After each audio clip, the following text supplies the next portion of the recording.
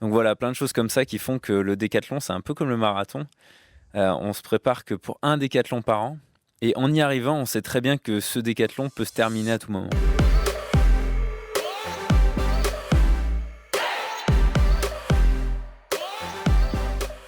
Après les JO de Rio, Ashton Eaton a pris sa revanche, sa retraite, pardon. Et à partir du moment où il avait pris sa retraite, j'ai été considéré comme le favori. Et c'est vrai que j'ai eu une nouvelle casquette.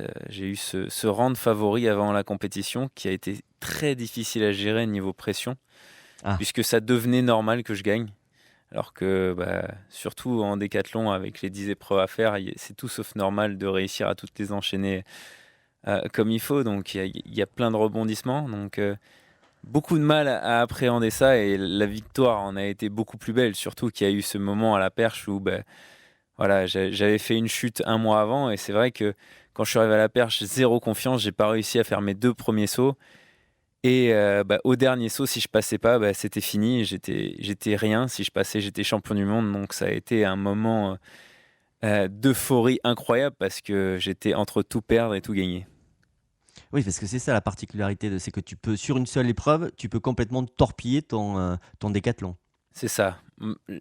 Une épreuve représentant 10% de la performance, c'est même pas imaginable de réussir à faire une bonne performance en ayant fait une bulle dans une des épreuves. Donc c'est sûr qu'il y en a beaucoup qui sont à risque. Je pense notamment aux 110 mètres haies où c'est du sprint, mais Pourquoi? avec Parce que tu peux 6 tomber? obstacles, 10 obstacles. Ouais, parce que tu peux tomber là.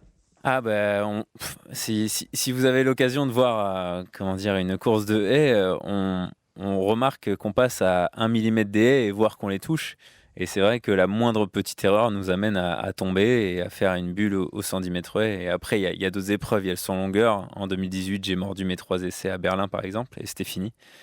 Donc voilà, plein de choses comme ça qui font que le décathlon, c'est un peu comme le marathon. On se prépare que pour un décathlon par an. Et en y arrivant, on sait très bien que ce décathlon peut se terminer à tout moment. J'ai remarqué que dans le décathlon, contrairement aux autres disciplines, il y a une vraie fraternité entre les athlètes. Pendant ces 2 jours de compétition, on a le sentiment que vous allez au bout de vous-même et que du coup, vous n'êtes pas complètement adversaires en fait. Vous vous soutenez, vous encouragez les uns les autres. Comment tu expliques cette différence dans ce sport-là? Bah, la différence, elle vient, je pense, de deux choses. Le fait est qu'on passe 2 jours ensemble, on est dans la même chambre de repos, donc forcément on passe du temps ensemble. Et par rapport à des sprinteurs qui vont se voir dans la chambre d'appel et puis qui vont se voir pendant 10 secondes sur la piste et qui puis après vont se quitter, c'est pas du tout pareil. Et le fait est qu'on vit la même chose, c'est-à-dire vivre un décathlon, c'est quand même une épreuve, c'est quelque chose où on est 2 jours comme ça, petit à petit, la condition physique est de moins en moins bien et il faut se raccrocher à quelque chose. Et j'ai tendance à dire que on se raccroche beaucoup à la proximité sociale qu'il peut y avoir entre les décathloniens qui se crée par la fatigue du décathlon, où en deuxième journée, toute l'adversité qui pouvait y avoir au début de la compétition, elle commence à s'envoler et au final, on se bat beaucoup plus contre nous-mêmes que contre les autres parce que notre corps commence à plus supporter ce qu'on lui demande de faire puisque c'est honnêtement, enfin, c'est un peu antinomique par rapport au physique que de faire 10 épreuves à 100% sur 2 jours.